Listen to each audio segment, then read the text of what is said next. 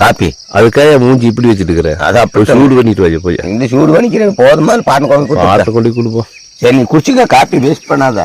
Copy waste English உடிங்குட்டு அடி மயிறு. உனக்கு தெரியாத இங்கிலீஷுன்னு எனக்கு தெரியாது.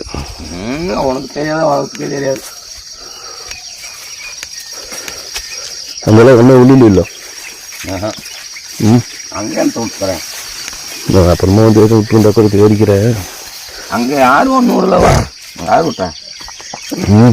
அங்கெல்லாம் ஒன்றும் இல்லை. டீ சூடு ஆறி போச்சு குப்பா.